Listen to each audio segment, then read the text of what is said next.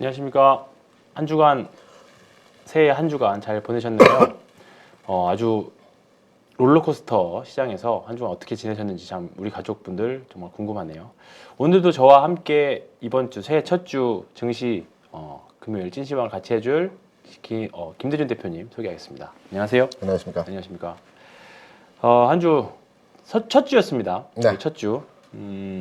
저는 아주 현기증이 나서 미쳐버린 줄 알았고 네. 대표님도 우리 이 방송 시작하기 전에 스트레스 많이 받았죠. 네 그렇다고 하시는데 한번 일주일 소감을 한번 들어보고 그 다음에 얘기를 한번 해보도록 하겠습니다. 제가 이제 주시장에 있은 게 한 23년, 4년 되는 것 같습니다. 많은 경험들 했죠. 네. 지금 같은 장, 그러니까 지난해에서부터 지금까지 하락하는 장의 이런 하락장은 처음이었고요. 그렇죠. 그리고 최근에 이번 주 상황에서의 지수의 변동과 스트레스를 받는 것도 거의 5손가락 안에 꼽는 정도의 변동성이었던 그렇습니다. 것 같습니다. 다행히 결과치 측면에서 희망적인 내용을 봤기 때문에 그렇죠. 네. 결과론적으로 봤을 때 그렇습니다. 저도 사실 저도 지난주에 할 때 이제 지난주부터는 좀 주식을 살 때다라고 말씀을 드렸는데 그렇죠. 조금 평소와 다른 이벤트들이 있었다는 걸 사실 간과했었어요. 네. 뭐였냐면 우리가 이번에 대주주 양도소득세가 정해지는 게 조금 늦게 확정이 됐잖아요. 맞습니다. 그러면서 원래 평균적으로 12월 셋째 주부터 시작해서 넷째 주 정도는 항상 이제 시장이 안정화되는 분위기였는데 마지막 이제 배당락 일 이전에 이제 급하게 대주주가 사실 30억으로 사실 기대하셨던 부분이 있었는데 10억으로 다시 원한대로 예전대로 되면서 그때 미처 빠져나오지 못했던 물량들이 좀 급하게 빠져나왔고 그리고 이 정도면 되겠다 싶었는데 사실 증권사 안에서는 이제 마지막 주부터 이제 관리자들한테 직원들한테 이제 콜이 돌기 시작했죠. 콜이라기보다 알람. 이제 그동안 증시 변동성 때문에 반대 매매, 그러니까 담보 비율을 130%까지 사실 유예를 해줬었습니다. 원래 우리나라는 140%잖아요. 그러니까 130%에서 140%로 조금 이제 유예를 해줬던 거죠. 그때까지는 130에서 140% 정도였으면 사실 계속 유예 조치를 하면서 버텨올 수가 있었던 거죠. 근데 제가 알기로는 증권사들에서는 조금 더 이 유예 기간 연장하자라고 했는데 요거를 이제 급하다기보다는 이제 140%로 이제 원안으로 복귀를 해줬죠. 그렇다 보니까 이번 주 월화에 이제는 사실 나올 거가 거의 없다라고 생각을 했는데도 불구하고 이번 주 월화 보시면 아시겠지만 어마어마한 변동성을 겪었죠. 네, 어마어마한 변동성을 겪었고요. 그 클라이막스가 이 차트입니다. 이 차트. 이거 한번 봐보시겠습니까? 그리고 지난주에 저희가 방송을 하면서 시장이 하락함에도 불구하고 투매가 나오지 않는다라는 지점도 한번 얘기를 했었죠. 근데 화요일장에서 지수 대략 한 40포인트 이상 빠지면서 그리고 보합선까지 끌어올렸죠. 이때 투매가 한번 나왔습니다. 그러니까 이게 화요일 날 제가 12시 조금 넘어서 찍은 사진인 것 같아요. 지수 차트입니다. 골이 깊네요. 이게 당일 차트, 당일 분봉 차트인데요. 근데 사실 미국 시장도 뭐 안 좋은 것도 있었지만 사실 한국 시장 특히 유독 아시아에서 한국만 좀 열했던 가능은 그러니까 월요일 날 화요일 날 그러니까 우리나라 월요일 10시 개장했던 날이랑 그다음 화요일 날 장이 둘 다 똑같이 이런 모습을 좀 보여줬었어요. 월요일도 V자 반등을 올라왔고 화요일이 이게 가장 공포가 극대화됐었던 장인데요. 요거 보시면 아시겠지만 요게 이제 아침 9시에서 9시 반 정도 사이 요거 한번 리바운딩 나왔다가 10시 반 리바운딩. 그렇죠. 네. 10시 반 리바운딩. 글로벌 시장 동향도 그렇게 나쁘지는 않았어요. 않았어요. 그냥 뭐 하락해도 할 말은 없었지만 이 정도까지 미치는 영향이 뭘까라고 했는데 결국은 지금 와서 돌이켜서 그러니까 결과적으로 이제 코스피 시장 결과적으로 이번 주 양봉이거든요, 사실. 그렇죠. 양봉으로 시작했어요. 주봉을요. 주 양봉 시작했고 코스닥도 양봉. 아랫꼬리 달고 정말 쌍바닥 지지하면서 아랫꼬리 다는 정말 어떻게 보면 지지를 일단은 확인은 쌍바닥을 확인한 모습으로 끝났는데 요거만 놓고 봤을 때 그때 당시 화요일 날 전화를 받았던 게 그리고 제 주변에서 제 후배들 친구들 얘기를 했던 게 손님들이 다 팔아달라 그런다. 신용 반대가 많이 나갔나요? 그것도 많았고. 네. 그러니까 이제 주식 못 해먹겠다. 네. 못 해먹겠다랑 이제 담보비율 막 나다 정신 없다. 그 이야기들이 사실 제일 많았어요. 그러니까 뭐 주가가 떨어질 수는 있잖아요, 사실. 그렇죠. 뭐 지금 뭐 여러 가지 한국 시장이 뭐 글로벌 시장 대비해서 가장 또 민감하게 움직이는 장이기도 하고, 그다음에 투자 심리도 별로 안 좋은 상태인데 당연히 주식이 하락할 수도 있었습니다. 근데 월화, 특히 월요일은 그렇다 치더라도 화요일 날 이렇게 한번 쫙 밀리니까 이때들 지금이라도 더 다 팔아야 되는 거 아니냐.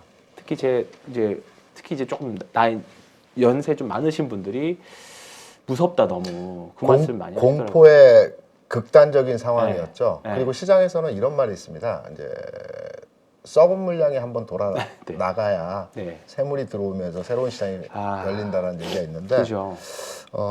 이때 반대매도 그렇고 그 손절매죠. 손절매. 네, 그렇죠. 손절매. 이게 뭐 많았던 것 같습니다. 손절매 물량들이 사실 많이 나왔었죠. 그렇죠. 예, 뭐 리스크 관리할 수도 있지만, 근데 만약에 이게 이번 주 분봉인데요. 네. 보시면 이번 주 분봉입니다. 여기. 월요일은 뭐 거의 뭐 원웨이로 밀리다시피 했고, 화요일 날 밀렸다가 올라갔다. 여기 이제 저녁 10시 딱 10시 반. 이게 뭐 스탁론 반대 매매. 네. 그런 얘기가 있는데. 이제 그 물량 나오고 사실 여기서 손절매 했다라고 하면 지금 너무 결과론적으로는 너무 사실 지금 아쉬운 상태가 돼버렸죠. 10시 반이면 스탁론이 아니고 CFD 물량인 것 같고요. 1시 반이 스탁론. 2시. 아, 2시인가요? 네, 2시 정도에 스탁론입니다. 아, 네. 어쨌든 일단은 이번 주는 월화는 네. 너무나도 반대매매 공포.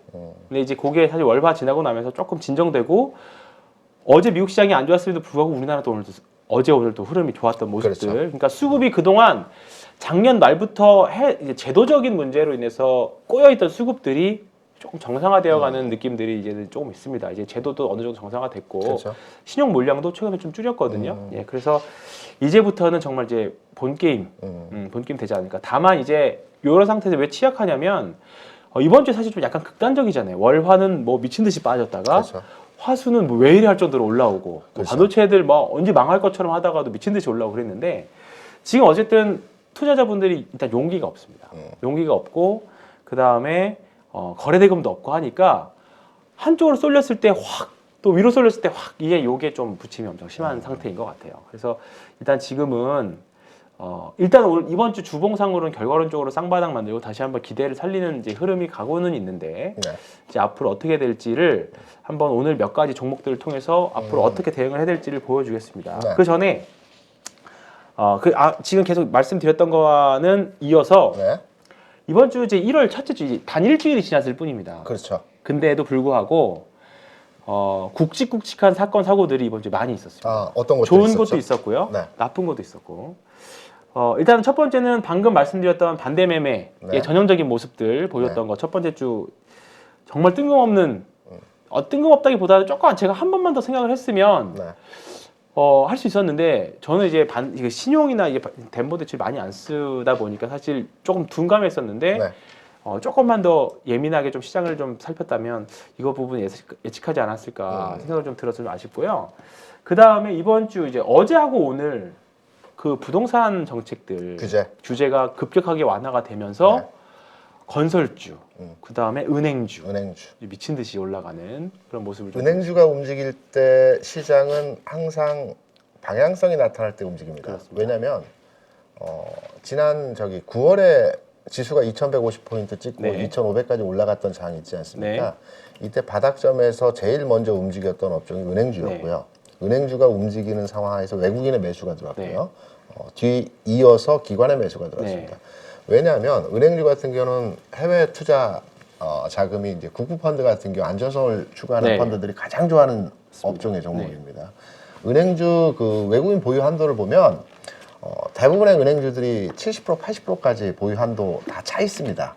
그리고 은행주는 이제 장기 펀드들이 일단 주가가 움직이기 시작하면 유동성이 확보된 업종이기 때문에 네. 일단 사 들어갑니다. 네. 가지고 있으면 일정 시점이 지나게 되면 배당도 많이 주고, 그죠? 그리고 주가 차익도 크진 않지만 네. 일정 부분 주가 차익도 맞습니다. 나타나고 안정적이기 때문에 1차적으로 바닥점에서 주식을 사는 업종이 은행주입니다. 네. 그래서 어제 오늘 좀 퍼센테이지 측면에서 오랜만에 보는 퍼센테이지. 진짜 그죠? 이거 네. 차트를 한번 보면 저의 자사주 신한지주가 어제 이제 배당 정책을 확대하면서 어제 급등을 했었죠. 어제 네. 9% 정도 고가 기준으로 오르고 이게 네. 사실 개별주에서 나타나는 그렇죠.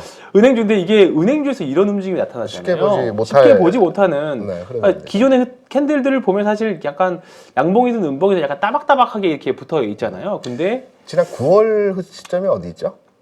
여기 아, 그럼 KB금융 한번 보시죠. KB금융. 네, 신한은 외국인 보유 한도도 그렇게 높지 않은 것 같더라고요. KB 여기 KB금융 같은 경우에도 지난 9월 시점 딱 바닥 찍고 시장이 2,150에서 2,500 갈 때 가장 먼저 움직였거든요. 거래량도 늘어나면서. 신한도 마찬가지고. 그래서 어제 오늘 그제 그 은행주가 이렇게 폭을 넓이 하면서 움직이는 거는 우리가 좀 주요하게 판단해서 봐야 되는 부분이고요. 은행주를 따라잡기는 조금 부담스러운 부분들이 있습니다. 하락보다는 안 움직일 가능성이 있거든요. 그렇죠. 네. 그래서 지금 좀 늦었다. 라는 측면으로 일단은 사실 뭐 은행주가 이렇게 움직여서 일단 시장에 좀 옮겨도 좋긴 한데 이제 사실 또 예대 마진 요즘에 은행 예금 금리가 작년 하반기를 고점을 찍고 조금 이제 은행 예금 금리 떨어지기 시작했거든요. 채권 금리 빠지면서. 근데 대출 금리는 그대로다 보니까 예대 마진 폭이 좀 벌어졌죠. 그래서 이제 요거에 대한 목소리들이 사실 조금 이제 안 좋은 소리를 내시는 분들이 좀 생기신 것 같아요. 신한지주가 이제 시가총액 20조 6천억이고 KB금융이 이제 23조입니다. 한때 이제 계속 저희랑 KB랑 시가총액 앞서거니 뒤서거니 했는데 이제 10% 정도만 올라가면 됩니다. 15%만. 은행주하고 또 그럼 어떤 부분에서 체크해 볼 만한 내용이 있었을까요? 방금 전에 두 가지 정도라고 말씀하셨던 것 같은데. 건설? 건설주. 네, 건설 보면 오늘 현대건설도 그렇고요. 현대건설도 바닥에서 많이 올라왔고 GS건설. 사실 아시는 분은 있겠지만 트로이카잖아요. 그렇죠. 트로이카 말씀하시려고 하신 거 아니에요? 맞습니다. 은행, 건설, 증권. 이게 트로이카죠. 그렇죠. 네, 트로이카. 네. 증권은 이제 삼성증권 같은 건 아직은 제가 오늘 못 봤는데 삼성증권도 이제 바닥에서는 올라왔네요. 증권주, 증권회사에 대한 얘기들이 시장에서 돌고 있는 내용이 뭐냐면 최근에 외국인들은 부분 주식시장에서 주식을 사는 반면에 기관 투자자들은 시장이 호전되고 있음에도 불구하고 주식을 그렇게 강하게 사지 않거든요. 오늘 이제 기관의 내용을 보면은 이제 조금 이따 말씀드리겠지만 연기금이 4일 연속 순매수한 거는 좀 의미 있게 봐야 되는데 기존의 금융투자, 증권회사는 주식을 좀 많이 팔고 있습니다. 내용적으로 판단해 보게 되면. 근데 이 얘기가 뭐냐면 시장에 돌고 있는 얘기가 증권회사가 제가 이제 과거에는 우리나라에 62개 증권 선물사가 있었습니다. 외국사 포함해서. 근데 지금 좀 구조조정이 돼서 몇 개 증권사는 없어진 걸로 알고 있는데요. 증권회사들이 지난번 그 레고랜드 사태 PF 대출과 관련해서 데미지를 크게 입었다고 하더라고요. 몇몇 회사들이 재무적인 부분에 대해서 데미지가 있기도 하겠지만 신용도나 여러 가지 부분에 데미지를 입었기 때문에 이번에 그 증권회사 몇몇 회사들이 좀 구조조정이 될 가능성이 있다라는 중소형사들 좀 그런 있었죠. 얘기들이 시장에 돌고 있습니다. 그래서 현금 확보를 위해서 주식을 팔고 있다라는 측면에서 기관의 금융투자 증권회사가 주식을 매도하는 이유로의 접근을 많이 하고 있습니다. 이런 부분들도 최근에 기관들이 매도하는 부분을 이제 이해할 수 있다는 거고요. 채권 레고랜드 말씀하셨는데 생각보다 부동산이 이제 완화 규제도 굉장히 빠르게 완화되고 덕분에 이제 연초부터 이제 공적자금들 이제 그 PF 자금들에 대한 이제 좀 지원에 대한 이야기들이 나오면서 지금 단기사채 3개월짜리 단기사채들 금리가 작년 한 10월 11월 달만 해도 한 8%대까지 나왔습니다. 증권사에서. 그러니까 이제 짧지만 연한산으로 8%짜리들. 전단체 말씀하시는 단기사채 맞습니다. 이제 예전엔 전단체라고 했었죠. 이제는 단기사채라고 부르는데 지금은 이제 5% 후반, 6%까지 떨어졌어요. 그러니까 은행 예금금리도 떨어지고, 그다음에 이런 채권금리 떨어진 거죠. 그때도 말씀드렸지만 경험이 있었던 좀 약간 대표님들은 10월달, 11월달 레고산 떨어졌을 때 트리플 A나 더블 A 채권들을 진짜 그냥 줄 서시더라고 거의. 그때 30%짜리 채권도 나왔었습니다. 저기 어디죠? 개발하는 토성 있는데. 그쪽 새로 개발하는데 가락지구 그쪽 채권이 갑자기 생각이 안 나네요. 30%짜리도 나왔었습니다. 순천주공. 거기도 그렇고 이제 전국에 있는 PF 채권들, 그다음에 우리나라 뭐 국채들, 뭐 장기 채권들 이제 금리가 올라가 버리니까 가격이 뚝뚝 떨어지니까 이제 그걸 그냥 막 국채 막 수시하시고 막 이제 카드채들, 여신채들 주셨는데 이제 그것들이 이제 요즘 시장은 또 없어졌어요. 채권 시장은 사고 싶어도 살 수가 없어. 비교적 안정되어 가고 있는데 그렇습니다. 그 데미지를 증권사들이 PF를 일으키면서 보증을 들어가지 않습니까? 그렇죠. 그 보증 관계에 있어서 네. 데미지를 현재 입고 데미지. 있는 상태에서 증권사들이 좀 그렇습니다. 영향력이 있다. 그게 이제 어떻게 될지는 사실 조금은 아직은 잘 그렇죠. 네, 모른다. 네. 그 정도가 어떻게 보면 좀 진행형. 네, 진행형이라고 보시면 될 것 같고요. 네. 또 하나는 그나마 최근에 조금 흐름이 좋았었던 5G 관련 종목들 오늘 대표적으로 HFR이라고 하는 그건 체크 못 하고 있었는데. 모르시나요? 네. 요거는 뭐 개별주 투자하시는 분들은 아실 건데 HFR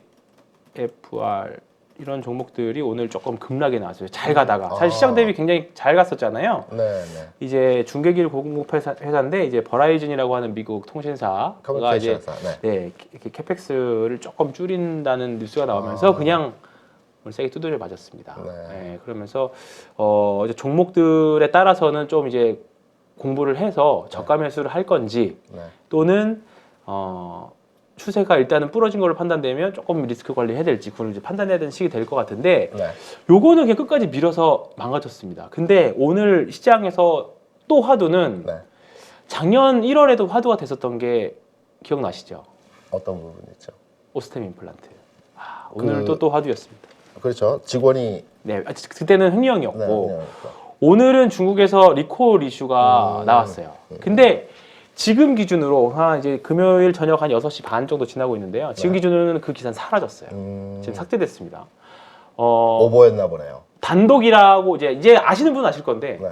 기사에 단독이라고 써 있으면 일단 의심해야 됩니다. 요즘은 특히나 단독은 일단 의심 하자. 그리고 나서 이제 장 마감하고 나온 거는 이제 단순 오류 실수였다라고 나왔습니다. 그러니까 이거 정말로 이거 오스템 임플란트들 지금은 이제 작년에 이슈가 있어서 아직은 환기 종목이라는 걸 붙이고 있지만 네. 정말 좋은 종목 아닙니까? 그렇죠. 좋은 종목인데 덕분에 다른 임플란트 회사들도 끌고 내려갔었고 장중에 마이너스 19%인가요? 18.4%까지 하락했다가 쫙 땡겨 올렸죠. 그러면 이제 월요일 날은 이제 별 이슈 아니었다라는 뉴스가 나왔기 때문에 다시 제자리 아마 올라가겠죠. 그러면 여기서 손절하신 분들은 좋은 주식 가만히 있다. 이게 뭔 소리야라고 해가지고 손절하신 분들 분명히 있을 건데, 그래서 이거 보면서 참 주식 하는 사람들 팔자가 참 그렇죠. 정말 이게 하루라도 편할 날이 없다.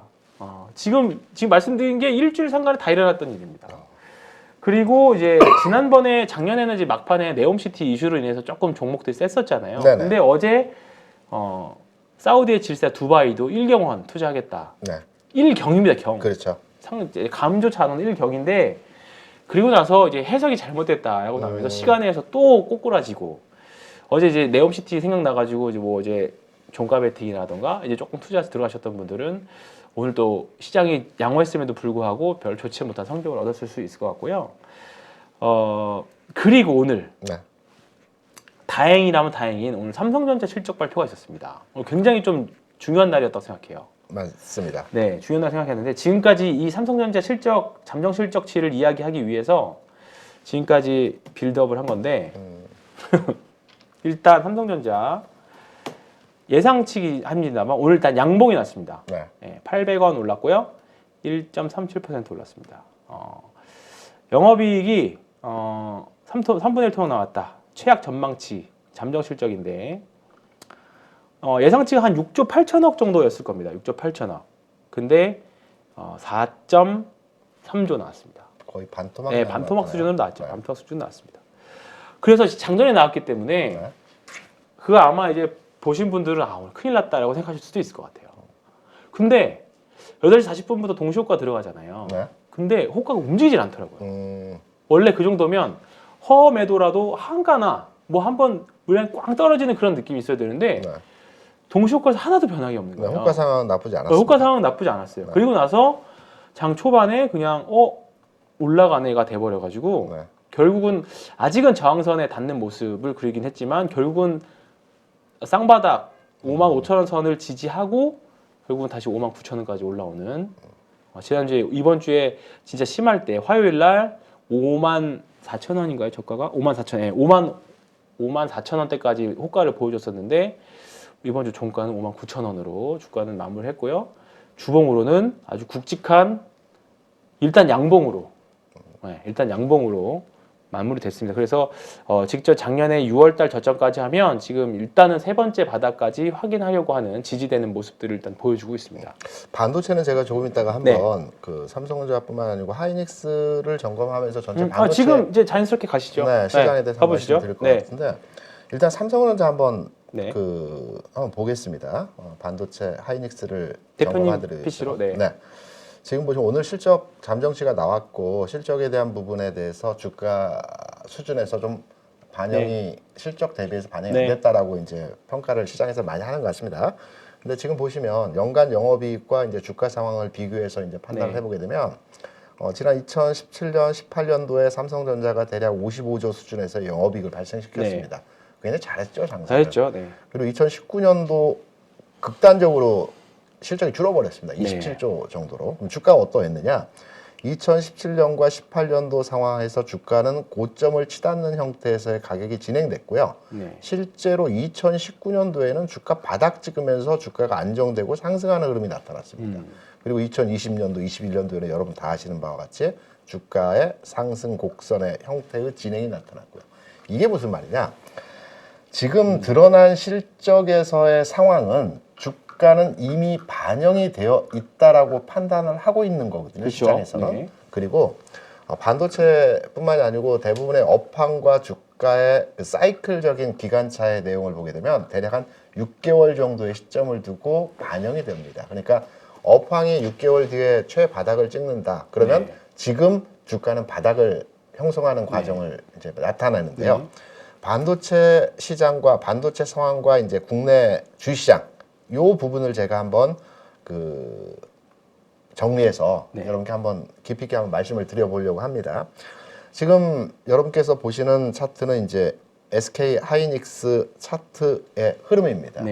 반도체는 주기 산업입니다. 사이클 산업이라고 많이 얘기하죠. 반도체 경기가 안 좋다라고 해서 뭐 3년, 4년, 5년 이렇게 경기가 내리막길을 걷지는 않습니다. 왜냐하면 황태환도 휴대폰 쓰고 계시지만 2년이 지나면 휴대폰이 좀 먹통이 되는 경우도 많이 있죠. 느려지고 배터리가 빨리 닳고. 배터리는 빨리 닳죠. 그래서 교체를 대략 2년이 넘어가면 이제 2년 반 정도 교체를 많이 합니다. 그리고 반도체가 이제 많이 쓰이는 이제 그 저기 PC나 또는 데이터 센터의 반도체 같은 경우에도 대략 2년 정도 또 2.5년 정도에서 주기적으로 교체가 됩니다. 이 주기 사이클과 맞추어져서 이제 반도체 산업의 주가의 움직임이 이제 진행이 됩니다. 과거에서부터 지금까지.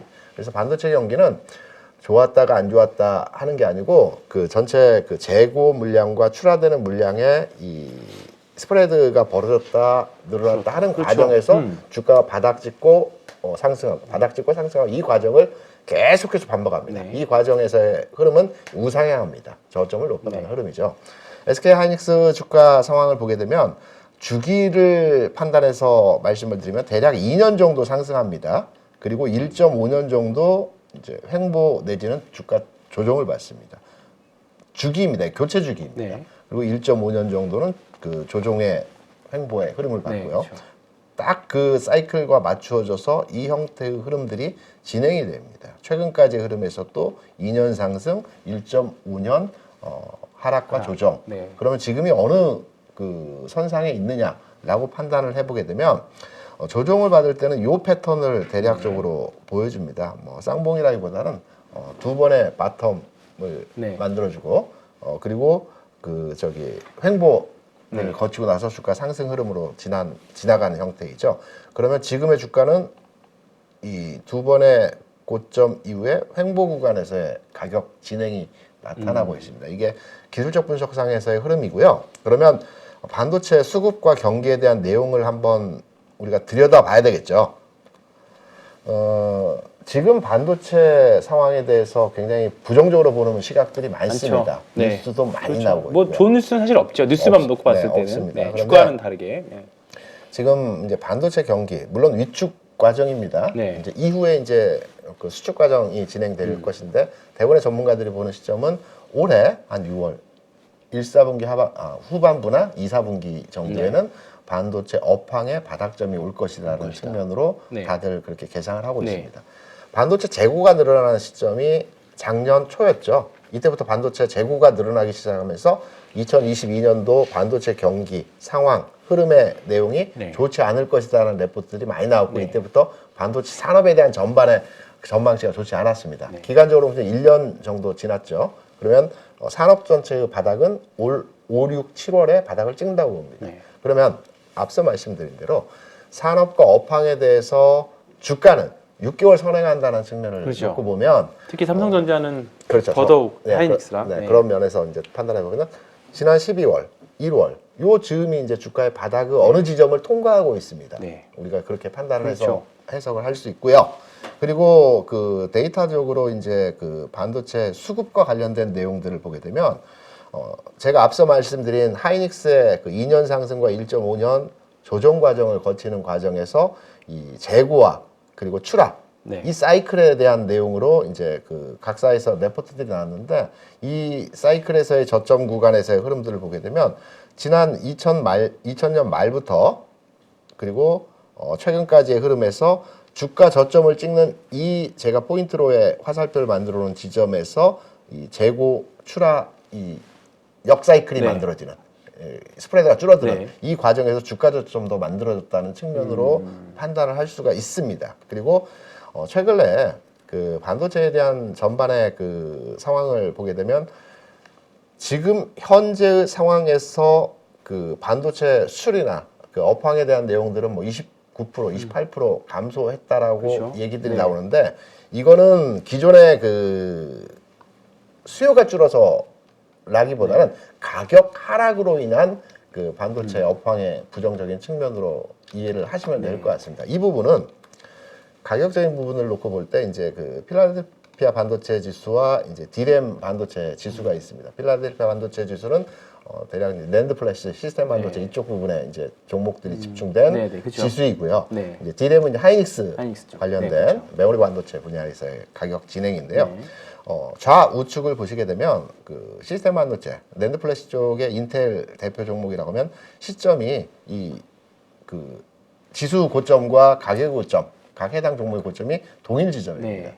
그리고 디램 그 가격을 보게 되더라도 하이닉스의 고점과 그 디램 지수의 가격 차가 거의 동시에 네. 그 고점을 찍었고요. 아직 바닥이라고 확신할 수 있는 상황에서의 그 전환점이 만들어지지 그렇죠. 않았지만 그렇죠. 네. 바닥 어딘가를 통과하고 있다라고는 예상을 해볼 수 있는 지점이라고 볼 네. 수가 있겠죠. 그래서 하이닉스 비롯해서 국내 반도체 산업에 대한 지금은 바닥 어딘가를 지나고 있다라고 판단이 네. 되고 있고요.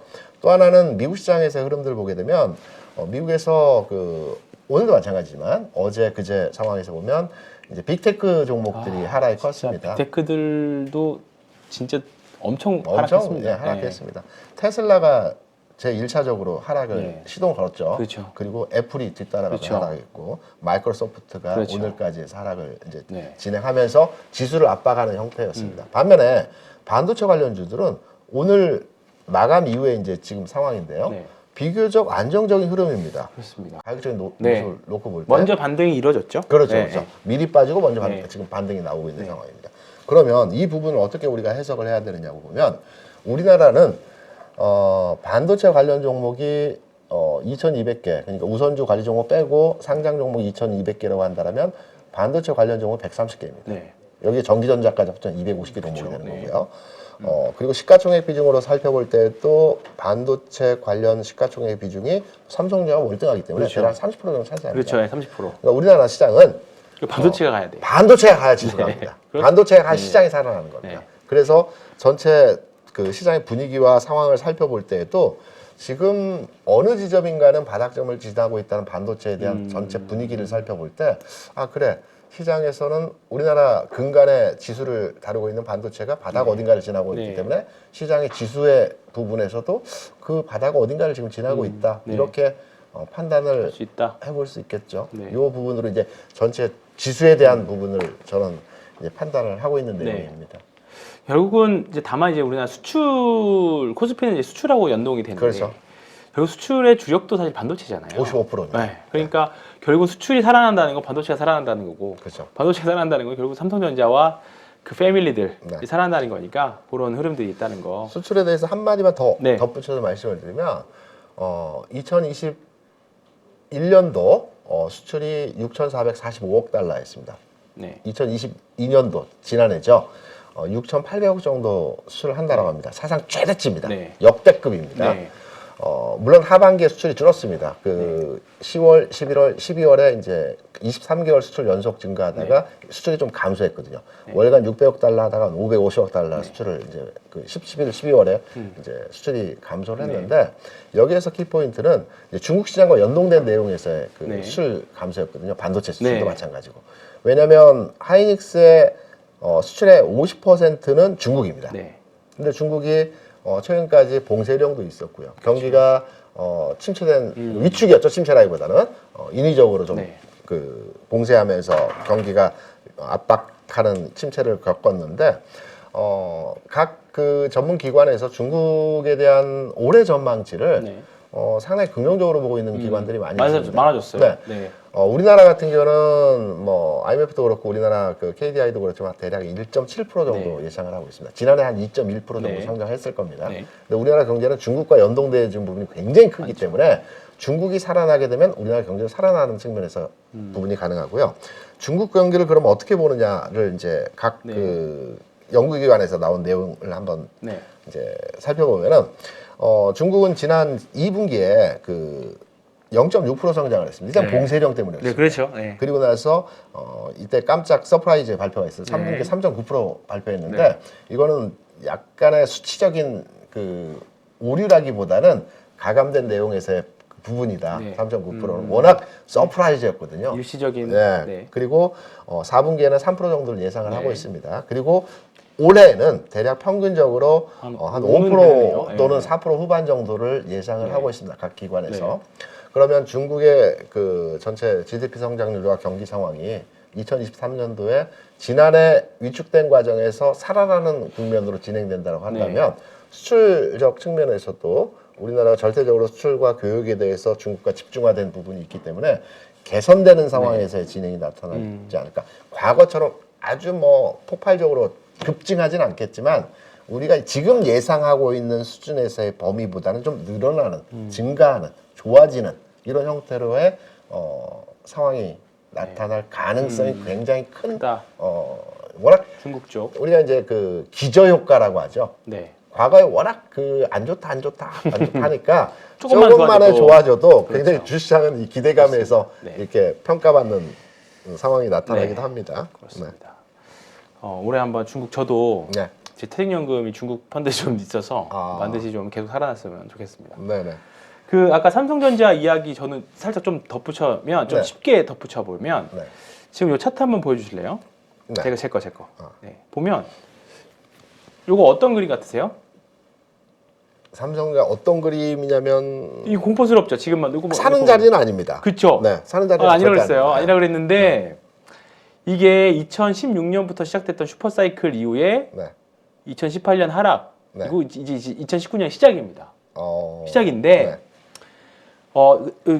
저 되게 굉장히 많이 말씀드렸는데 이 삼성전자의 58조 영업이익 최고치는 2018년도에 나왔습니다. 근데 아시겠지만 아까 우리 선반 6개월짜리 선반영으로 보면 주가는 이미 18년부터 하락하기 시작했죠. 빠지기 시작했습니다. 그리고 삼성전자의 어닝 쇼크는 2019년에 나왔는데 오늘 잠정 실적이 삼성전자도 쇼크로 일단 나왔잖아요. 그리고 나서 오늘 일단 삼성전자는 주봉을 만들어냈어요. 근데 요때 뉴스를 보겠습니다. 짠 보면 2019년 1월 8일입니다. 요때 보시면 돌파 실패하면서 4분기 잠정 매출 59, 전년비 10% 감소, 어닝 쇼크, 잠정 실적 4분기 영업이익 전년비 28조 7조 엄청 줄었다. 쇼크로 이제 엄청 이때 나왔죠. 이때 당시도. 근데 요때거든요. 이때 주봉이 근데 어떤 게 그리냐면 양봉을 만들어냈어요. 쇼크였는데. 저 그림이 지금 시점이 아니고 2019년 시점이라는 말씀이신 거죠? 그죠? 2019년 기사 지금 보여드린 거예요. 2019년 1월 8일 여기 1월 8일이잖아요. 1월 8일 요때 주봉입니다. 그리고 나서 차트도 그때 차트도 그때 차트예요. 지금이 아니고요. 지금이 아니고. 근데 그리고 나서 어떻게 됐냐? 주가는 이렇게 됐죠. 근데 실제로 그때 까보면 삼성전자를 까보면 연간으로 이식을 볼까요? 그러면 이게 보시면 오히려 이때 보시면 2018년도 59조 냈다가 네. 2019년도 27조 반토막 났잖아요. 그렇죠. 근데도 2019년 주가는 역으로 올라갔고 그렇죠. 네. 2020년은 약간 좀 코로나 때문에 이슈가 있었지만 그렇죠. 이제 21년도에 51조 냈고 올해 이제 막판에 좀 실적이 줄어서 이렇게 됐지만 올해도 결국 2023년도가 그냥 실적으로는 변곡점, 약간 쉬는 구간 말 그대로 말씀하셨던 대로 그렇다고 하면 이제 그래서 이렇게 쭉 볼게요. 보다가 코로나 때 쭉 빠졌다가 주가는 올라가죠. 네. 요 하나 이렇게를 하나 텀으로 보고요. 요렇게를 하나 텀으로 보고 네. 2016년부터 이렇게를 4년 정도를 하나의 사이클로 보고 네. 그리고 지금 2020년부터 됐던 요 사이클 지금 여기만 놓고 보시면 여기잖아요. 그렇죠. 이것도 보면 사실 이제 바닥만 확인했지 공정으로 살 수 있어? 하는 자리가 되죠. 아닙니다. 네. 근데 결국은 반도체 선반영이라는 관점에서 올해 실적이 저점이라는 게 이제 4분기 실적은 다 알고 있었던 내용으로 오늘 확인이 됐고 그렇죠. 1분기 실적과 2분기 실적이 나오면서 내년도 실적 전망치한 추정치들이 이제 분명히 이 내년에 44조 진짜 나올까 영업이익 네. 에 대한 것들이 조금만 이제 이제 올해 특히나 이제 올 하반기에 영업이익 추정치를 깎아내리는 게 멈추기만 하면 네.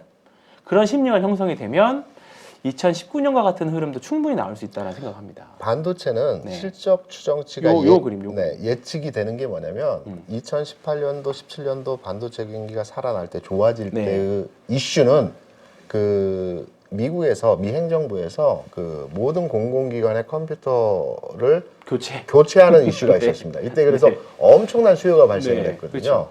그리고 2020년도 즈음에서 또 반도체 경기가 살아났던 네. 거는 뭐냐면 중국의 데이터 센터에서 모든 네. 데이터 센터 장비들에 대한 교체였습니다. 이번에 코로나 때도 데이터 센터 엄청 그렇죠. 그러니까 이 주기가 일정 기간마다 교체되는 주기가 있잖아요. 있기 때문에 네. 실적 예상치가 어느 정도의 수준에서 그렇죠. 가능한 겁니다. 네. 그래서 지금 최대 어닝 쇼크가 났지만 내년도, 내후년도의 후년도. 실적치를 예상한다는 네. 측면에서 주가도 한 발 앞서서 그렇죠. 그 과정을 네. 지나가는 맞습니다. 내용으로 네. 판단할 수 있는 거죠. 이제 물론 인플레에 대한 것들 네. 어제도 결국은 이번 주에도 금리 인상 없다 인하 없다라는 것을 약간 못을 받긴 했지만 2021년 작년에는 연준 의원들이 매파적인 의원들이 많았고 네네. 어제 올해 새로운 의원들은 비둘기파적인 의원들이 많습니다. 그렇죠. 이게 파월 의장의 혼자 의견은 아니라 다수결이잖아요. 그렇죠. 결국은 네. 다수결입니다. 그렇기 때문에 지금 전망치가 뭐 5% 이상도 보고 있지만 네. 우리가 중립금리 2.75 예상이었다가 지금 5%를 보고 있는 게 예상이 완전히 틀렸던 것처럼 네. 분명히 이제 물가는 잡혀지고 요즘에 영상이나 여기저기 자료 보면 물가가 금리 인하 없다라는 올해 물가 금리 인하 없다에 대한 코멘트들이 굉장히 많이 나오지만 저는 감히 예상할 수 없다라고 생각합니다. 지금 네, 어떻게 될지 모르고 또 변수들이 사실 더 올라갈 수도 있겠죠 물론. 근데 감히 예상하기보다는 올해나 특히 올해처럼 돌발 변수나 모멘텀이 좀 이렇게 그 심리로 인해서 주식이 흔들린다고 하면 그렇죠. 정말로 실적 좋은 종목들 EPS 늘어나고 어차피 올해는 감익은 맞잖아요. 네. 감익은 맞으니까 그 중에서 EPS 늘어나고 또는 작년 대비 이제 너무 안 좋았던 대형주들 이제 턴하는 애들 그런 종목들 찾아봐야 되는데 그 중에 하나가 저는 기판 MLCC 삼성전기입니다. 저는 삼성전기 이번에 MLCC 적층 세라믹 실리콘 네 전기가 봐보겠습니다. 전기가 이제 이거 주봉인데요. 네. 전자보다 좀 더 빠르게 이번 주에 주봉에서 양봉을 좀 드러냈고요. 네. 예. 저는 이제 30주선을 주력을 본다라고 했는데 30주선을 이제 아래에서 뚫고 왔고 이제 40주선까지 네. 뚫고 올라왔고요. 일봉으로 보면 이제 올라가는 안착하려고 하는 뭔가 14만 원대의 박스를 뚫고 안착하려고 하는 느낌이 납니다. 삼성전기가 어떻게 보이세요? 네. 이번 주에 외국계에서 콜도 들어왔습니다. 조용히 올라왔습니다. 네. 최근에 네. 조용히 조용히 올라왔고 올라왔죠. 네. 이게 이제 개인들이 그 대형주 내에서 굉장히 선호하는 종목이기도 그렇죠. 하고요. 네. 그리고 탄력을 한 방 받으면 받으면 엄청나게 그렇죠. 올라가는 종목. 대형주 치고 좀 탄력도 좀 세죠. 그리고 MLCC 네. 말씀하셨지만 그 자동차에 네. MLCC 적층 세라믹 실리콘이 몇 개나 들어가는지 아십니까? 일반 내연기관 네. 자동차는 5,000개가 들어가고요. 네. 전기자동차는 엄청 들어가겠죠. 2만 개가 2만 들어가요. 개. 네. 그래서 수요는 굉장히 많고요. 네. 우리 전자제품 내에도 아마 몇백 개씩 다 들어갈 그렇죠. 겁니다. 그럼요. 전기전체. 네. 그래서 수요도 많고 성장세도 있고 다만 최근에 주가가 굉장히 더디고 느리고 계속 하향화되는 측면에서 저도 어제 오늘 주가를 봤을 때 이게 어느새 이 정도까지 주가가 올라왔지? 네. 라고 판단될 그죠? 정도로 조용히 올라왔습니다. 조용히 올라왔어요. 네. 그래서 한번 삼성전기 저도 눈여겨보고 있고 눈여겨봐야 될 종목이라고 보고 있습니다. 대형주 중에서는 읽고 또 이번 주에 심택이나 네. 뭐 이런 종목들도 바닥에서 양봉 쫙쫙 뽑아내면서 거래량 터트리면서 올라오는 그런 모습들 좀 네네. 보여줬었고요. 네. 그 다음에 대형주, 초대형주 중에서는 LG화학이 좀 계속 눈에 밟힙니다. LG화학이 지금 일단은 상승 추세선, 이게 아직은 좀 상승 추세라고 말하기 좀 이르지만 여기 추세가 이제 발산하는 과정에서 본다라고 하면 요런 이제 박스권 상단에 이제 하단에 있다. 발산 과정에서. 네. 그리고 이제 중국이 돌아서면 이제 전통 화학주의 개념도 가지고 있으니까 이 정도면 LG화학도 해볼 만한 자리 위치에 와 있지 않나 이렇게 생각도 하고 있습니다. 그래서 저도 황진환 저하고 이제 그 시장을 보는 뷰는 약간씩 다를 수는 있는데 지금 시점에서 계좌 구성을 또는 종목 구성을 어떻게 해야 되는 시점이라는 이런 분위기 이거는 거의 서로 얘기를 하나도 시장을 보고 있으면서 느낌적으로 아는 것 같아요. 저도 오늘 준비한 내용이 뭐냐면 아까 반도체를 잠깐 말씀드렸지만 그럼 반도체를 사야 되느냐? 내 계좌를 어떻게 구성해야 되느냐? 난 종목이 열 몇 개 종목으로 나열이 돼 있는데 시장이 뭐 좋은지 안 좋은지는 모르겠지만 어느 지점에서 지금 바닥을 찍어가고 있고 돌아가는 지점에서의 상황이라면 내 계좌를 다시 구성해서 시장에 그 맞게 다시 구성하는 게 진짜 힘든데 힘들긴 하죠. 근데 해야만 됩니다. 네. 다시 구성해서 시장에 맞게 운용을 한다라는 측면에서 어떤 종목과 어떤 비중으로 가져가야 될지를 제가 한번 제가 주식 투자를 한다는 측면에서 내용을 한번 준비를 해봤습니다. 그래서 한번 그림을 한번 보시면서 저는 이렇게 이제 제가 이제 주식이 많이 있거나 또는 현금이 있거나 그렇다고 할 때 이렇게 구성을 하려고 합니다. 일단 이제 가치주와 성장주, 기술주를 이제 두 섹터로 나누었는데요. 이제 가치주 섹터를 한 60% 정도 가져가려고 합니다. 그리고 기술 성장주는 이제 한 40% 정도 이제 가져가려고 하는데 제가 앞서 반도체 부분에 대한 설명을 좀 깊이 있게 드렸는데 반도체 종목에 대해서 아직 선정을 못했습니다. 왜냐하면 삼성전자나 하이닉스를 선정하기는 좀 애매하고요. 그 아랫단에 있는 종목으로 구성을 하려고 좀 더 서치하고 있는 중이고요. 반대로 가치 섹터의 종목들은 선정을 했습니다. 그럼 어떤 종목에 대해서 그 우리가 판단을 해봐야 되는지를 한번 내용을 말씀드리겠습니다.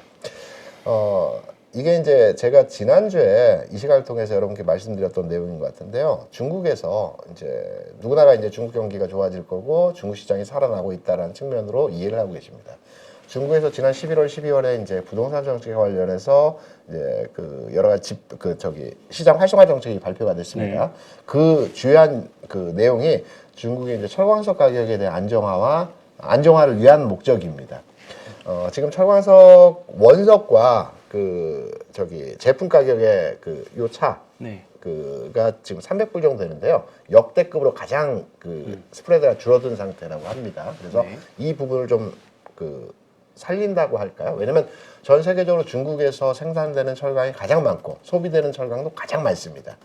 철강 생산과 소비의 규모가 전 세계에서 한 50% 정도를 차지하고 있기 때문에 중국 경기가 살아나려면 철강과 시멘트 건축 관련 이제 산업이 살아나야 되는데 최근 이제 11월, 12월에 나타난 이제 중국에서의 또 국제 시세에서의 철광석 가격, 철근 가격, 그리고 조강, 그리고 열연 이 가격들이 바닥 찍고 상향화 되어가는 지점에서의 흐름이 포착이 되고 있습니다. 그래서 일단 철강 관련 종목에서 한 종목을 세팅을 하려고 합니다. 철강 관련? 철강 업종에서 한 종목 세팅을 하는 거고요. 종목을 말씀해 주신 건 아니고 이제 조금 이따 말씀해드릴 겁니다. 한 종목 세팅을 했고요. 두 번째로는 이제 중국의 리오프닝, 중국 경기 이제 활성화 살아나는 측면에서 이제 많이 이제 종목들로 저는 유통업을 보고 있습니다. 유통. 유통을 보고 있습니다. 그리고 유통업이 유통이라 하면 이제 백화점, 호텔 이쪽인데요. 백화점 호텔 내에서도 전 신세계를 원픽에서 한번 보겠습니다. 최근에 국내에서 이제 얘기가 나오는 것들이 극단적 소비라고 많이 얘기를 합니다. 주중에는 편의점에서 라면을 먹고 주말에는 나를 위해서 럭셔리하게 소비를 하는 형태. 그리고 저도 이제 뭐냐면 저도 이제 하나 판단하는 게 그 지금은 제가 매 계절마다 이제 이용을 하지 못하고 있는데 현직에 있을 때는 매 시즌마다 네. 저는 백화점이나 아니면 다른 데 그 양복을 파는 데 가서 양복을 계절마다 한 번씩 사는 게 유일한 낙이자 가장 기분이 좋아지는 겁니다. 정장 맞추실 때 맞추진 않고요. 그냥 저는, 사시는 예, 저는 사는 네. 매장이 있어가지고 네.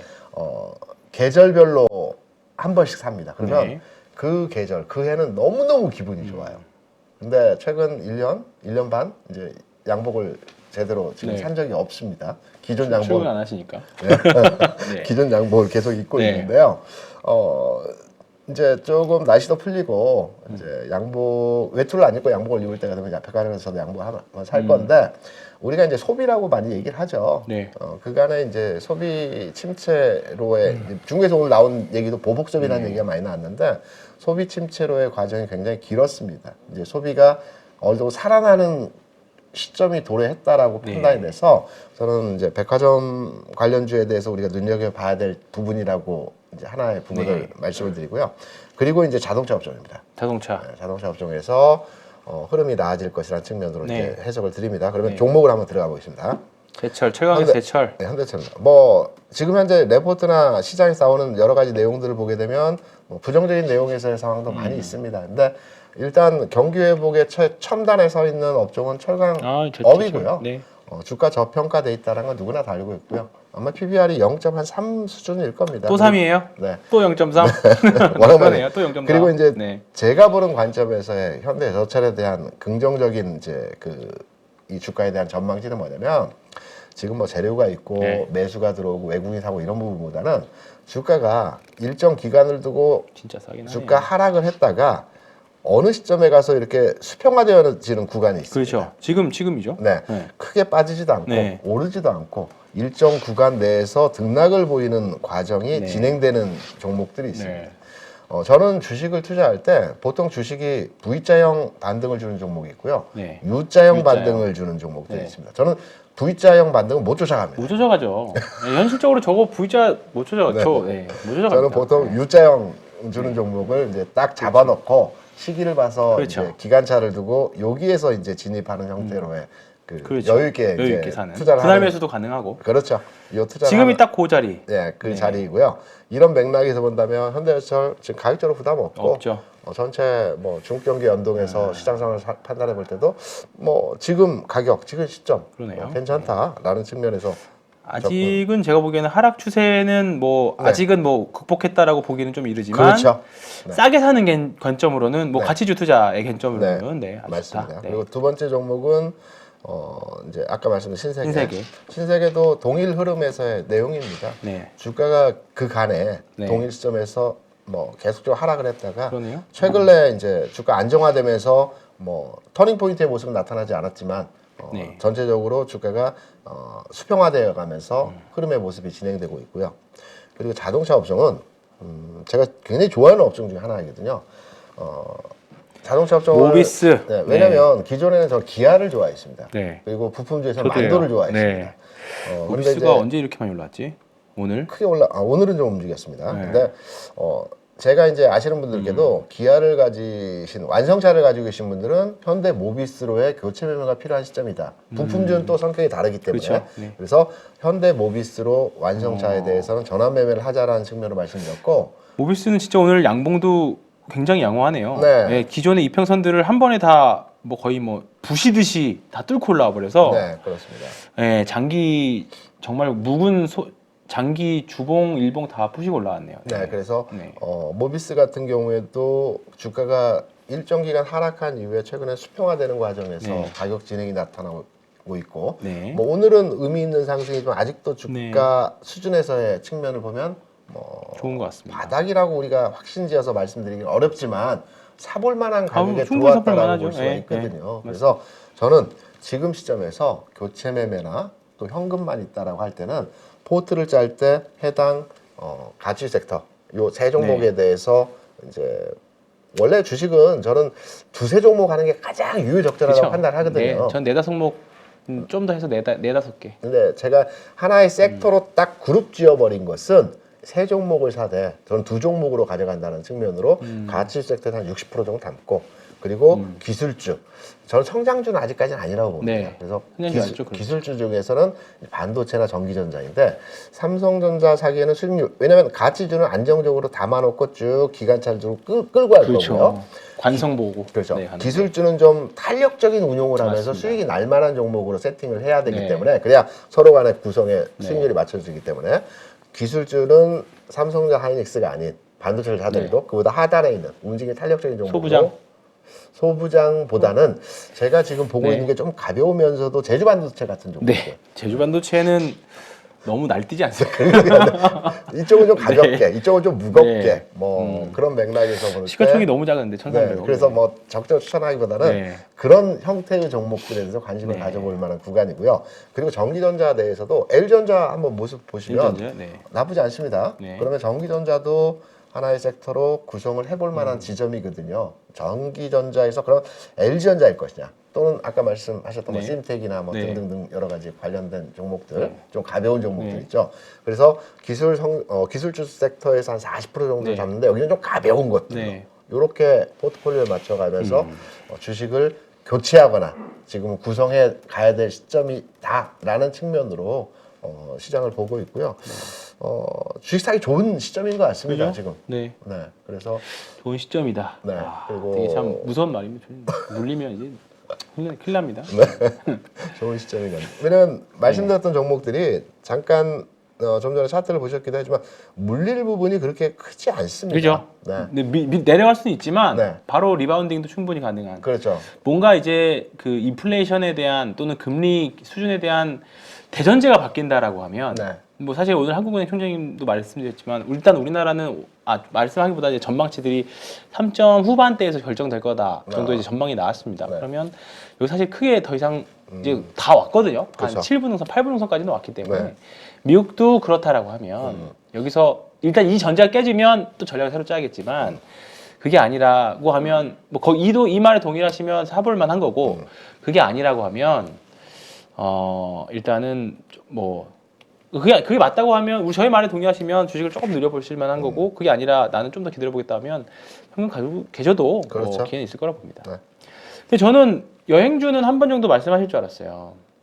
여행주요? 네, 여행주라면 어떤 종목을? 저는 일단은 이번에 지난주에 우리가 마감하면서 네. 생각보다 중국에서 이제 우리나라 입국 심사 네. 조치가 네. 생각보다 세게 나왔잖아요. 네, 이제 그렇죠. PCR 검사도 해야 되고 뭐 이제 중국에 관광객 한 명 뭐 도망가는 경험도 있었고. 네. 근데 주 초반에는 좀 약했지만 호텔신라 같은 거 보시면 네.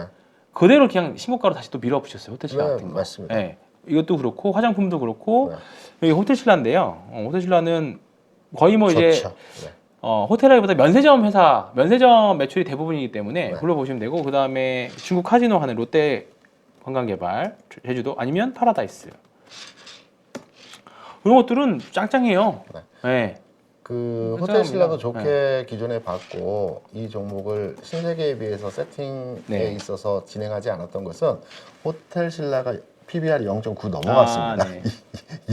1 근처에 그렇다고 하면 진입을 해서 가치주는 아니니까. 네, 비슷한 그 호텔 백화점 관련주이긴 네. 한데 네. 그래서 이제 그 측면에 있고요. 내용적인 측면에서 보면 주가 뭐 어차피 1 돌파하면서부터가 진짜 그렇죠. 주가의 상승이 나타나기 때문에 관심 가져볼 만한 종목 추세 맞습니다. 추종의 관점에서는 아직은 저항을 해소할 말씀하셨던 게 다 정말 사서 기다리면 시간만 있으면 먹겠다 네. 하는데 그에 반해서 이제 조금 추세 추종이나 아직은 봐도 주가가 아직 쫙 내려가는 느낌이 마무리되는 건 아니잖아요. 그렇죠. 근데 저는 내려가다 이렇게 딱 턴하는 시점에서 사는 걸 좋아하기 때문에 그런 시점에 있는 것들 중에서는 아까 모비스 좋아 보였고, 네. 모비스 좋아 보였고, LG 화학도 그쪽 밑에 있는 것 같고, 그리고 조금 이번 주에 워낙에 수급이라던가 성장 IT 섹터들로 모였고, 그 다음에 이번 주 유럽이 또 유독 더 따뜻하다는 소식들이 나왔잖아요. 의외로. 그러면서 네. 지금 이번에 신재생 에너지주들이 이번 주 내내 쉬었어요. 신재생 에너지 쉬었습니다. 근데 CS 윈드 한번 말씀드렸던 풍력 타워 만드는 네. CS 윈드도 지금 추세 거의 하단까지 다시 밀렸거든요. 이런 종목들도 지금은 그렇지만 결국은 재생 에너지는 계속 갈 거고 수주 받아놓은 것도 많고 하기 때문에 이런 종목도 좋은 것 같고 하나솔루션이 드디어 이제 유상증자 들어갔습니다. 또 하나요? 아니요, 이제 우선 유상증자라서 얼마 수용은 안 되지만 그리고 나서 이제 3월 달에 거래 정지가 있는데 이제 그때 이제 조금 묶인 거 생각하더라도 지금 정도면 이제는 한번 해볼 만한 구간에 들어오지 않았나 이게 좀 생각은 하고 있습니다. 그래서 지금은 신재생 에너지 또 이번 주에 다른 쪽으로 수급이 딱 일시적으로 가서 잊혀졌지만 이런 신재생 쪽 저희가 말씀드렸던 수소, 그다음에 태양광, 뭐 풍력 이런 쪽은 계속 관심 가져야 될 것 같고 이번 주에 조금 가슴이 아팠던 게 LIG 넥스원 같은 방산 쪽, 네 방산 쪽이 언제 그랬냐는 듯이 그냥 확. 네. 어제 러시아에서 휴전 협정 제안하기로 했지만 이번에 우크라이나가 거절해버리는 그런 사태들도 있었습니다. 근데 그랬는지는 그럼에도 불구하고 넥스원도 그렇고 한국항공우주나 다 방산 요즘에도 북한 관련 이슈가 나와도 뭐 방산 주식들이 뭐 힘을 못 씁니다. 그래서 이번 주에 사실 대표적으로 다른 종목 대비 방산 주식들이 뭔가 다 힘이 빠져나가는 듯한 더 싼 쪽으로 가는 듯한 그런 느낌들이 굉장히 좀 있습니다. 그래서 한국항공우주 같은 경우는 이 고점에서 음봉 대량 거래 제가 좋아하는 종목입니다. 네, 좋아하기는 하는데 저는 한국항공우주 같은 경우는 일단 후퇴 저는 생각했던 종목이라서 좀 천천히 보자 그런 관점에 있는 주식입니다. 근데 방산주가 이번 주 회복하지는 못했는데 추세까지 좀 부러지는 느낌이 좀 강력해서 일단은 조금 전 보수적으로 보자 그 말씀 좀 드리고 싶고요. 그리고 지금 이제 컨텐츠 회사들이 좀 들락날락합니다. 어떤 종목이 있을까요? 컨텐츠 뭐 스튜디오 드래곤이라던가 넷플릭스 보시나요? 스튜디오 드래곤에서 요즘에 그래도 히트를 하나 쳐서 제처가 보고 있고 즐겨보는 게 있어요. 글로리? 네, 그렇습니다. 굉장히 재밌다 하더라고요. 네, 김은숙 작가님. 그다음에 뭐 최근에 재벌집 막내 아들 했던 레몽레인도 그랬고 이제 지금 보자는 게 아니라 그리고 좀 추세를 이제 이어서 받는 게 요즘에 다 그런 것들이 대부분 다 웹툰 기반이잖아요. 슬램덩크 나왔죠? 나왔죠. 그래서 지금 웹툰 관련 주식들이 좀 있습니다. 뭐가 있습니까? 웹툰 관련 주식, 뭐 DNC 미디어도 있고요. 미디어 들어가는 주식들이죠. DNC 미디어가 어떻게 됐나요? 영문으로 DNC인가요? 아니요, 한글로. 이런 것들 이제 U자 모양에서 한번 올라갔다가 쉬는 윌리엄 오닐이 말한 컵앤핸들과 비슷한 모양을 만들어가고 있죠. 이 어떤 극작된 게 있나요? DNC 미디어 보시면 여기 좀 내용 볼까요? 이것도 DNC 미디어와 카카오랑 대원 미디어 얘도 있고 대원 미디어. 네, 대원 미디어. 이건 카카오에서 하고 있는 대원 미디어. 웹툰 관련 주식. 네, 웹툰 관련 주식들입니다. 요즘 웹툰 원작으로 해서 드라마나 영화나 이런 게 엄청나게 많이 히트를. 그러니까 이제 웹툰을 여기서 했던 것들이 뭐 이제 쉽게 말하면 컨텐츠 회사들인 거죠. 그렇죠. 컨텐츠 회사는 그 IP를 기반으로 수출하고 또 만들고 이제 2차 가공이 되는 회사들인데 정말 이거 주봉인데 오랫동안 쉬었다가 이제 조금 바닥에 추세를 전환하는 그런 느낌들이 좀 있습니다. 그래서 대원 미디어죠? 이거 대원 미디어. 야, 이거 21년도에 엄청난 폭등이 나왔었고 기억도 안 납니다. 왜 올랐는지. 어떤 이유? 집에서 그것만 본다는 그런 내용이었나? 그런 것까지 모르겠는데 여기까지는 저도 사실 찾아보진 않았습니다. 근데 지금 일단은 엄청 오랫동안 거의 2년을 박박 기었잖아요. 그렇네요. 네, 2년을 기었습니다. 2022년, 이제 2022년 내내 쉬었고. 최근에 보통 저렇게 장대 거래가 두 번이 나오면 보통 저희 쪽에서는 축구장 골대를 세웠다고 하거든요. 그러면 축구장 골대 많이 보잖아요. 이거는 매집에. 그러니까 그렇죠. 축구장 골대를 세우면 이건 매집이다. 매집이죠. 한 번 나왔을 때는 이건 모른다. 한 번은 몰라요. 페이크도 많았어요. 근데 두 번 나오면 그렇고 또는 3번까지도 가끔 나옵니다. 3번까지도. 축구장 골대를 세웠다고 합니다. 이거 매집이다. 가운데 하더라고. 거래량이 특이하네요. 그래서 일단은 좀 유독 이게 뭐 블록들이 있었는지 저희까지 모르겠는데 어쨌든 거래량이 좀 특이해서 저도 관심 갖고 보는 종목 중 하나입니다. 그래서 이 주식도 한번 뭐 이제 리포트가 시가총액이 1,900억에서 리포트가 없을 것 같지만 다 증거사 커버리지한 리포트들이 있습니다. 그래서 이것도 관심 가지고 보시면 좋을 것 같아요. 그러니까 이번 주에 사실 조금 종목들이 주 초반에 안 좋았던 애들이 주 후반에 굉장히 좋았잖아요. 근데 지난주에 또는 이번 주 초에 상대적으로 셌던 애들이 오히려 이번 주에 좀 주 말로 갈수록 사실 좀 안 좋았어요. 그러면 다음 주 되면 이번 주 조금 과하게 올랐으면 좀 이번 주에 많이 올랐던 애들 좀 팔아서 그래서 다음 주에 좀 괜찮은데 그냥 수급 위주로 밀렸던 애들 좀 아마 아래 꼬리 달고 올라올 확률이 높습니다. 그래서 로봇 주식들도 지금 레인보우 로보틱스가 삼성전자 투자 때문에 좀 시장에서 완전 히트를 치고 있습니다. 뭐, 너무 일찍 팔았습니다. SPG도 그렇고 그다음에 뭐 윌로보틱스나 네. 여러 가지 종목들. 그때 레인보우 로보틱스 말씀하셨죠? 네. 팔고 나니까 15%더 올라가더라고요. 다음부터는 팔고 나서 말씀해 주시면 제가 뒤따라서 들어가도록 하겠습니다. 그래서 로봇 주식들도 다음 주는 한번 조금은 뭐 종목에 따라서 다르긴 하겠지만 조금 이제 계속 가면 좋긴 하겠지만 여차하면 리스크 관리를 할 수 있는 자리에 또 들어온 것 같아요. 그래서 일단은 지금 장전에 테슬라가 또 아직은 나스닥 선물이 S&P 500은 양호한데 나스닥 선물만 조금 밀리거든요. 오늘 저기 실업률 발표가 있고요. 다음 주에 그 소비자 물가 지수가 있고 오늘과 다음 주 12일이죠. 주요 지표 발표가 있어서 아마 지수 시장 영향력이 좀 있겠죠. 근데 내용입니다. 테슬라가 장전에 한 또 5%가 빠지고 있습니다. 그래서 나스닥 선물을 조금 끌어내리고 있는데 나머지 기술주들은 그래도 아직은 양호합니다. 그냥 약보합 정도 수준인데 테슬라가 조금 영향을 미치는 것 같아요. 그래서 요즘에 어제도 사실 그 나스닥 선물은 좋아서 좋았는데 자금하다 보니까 또 1%씩 하락해 있고 몇몇 종목이 끌어내려 그러니까 지금 그런 상태잖아요.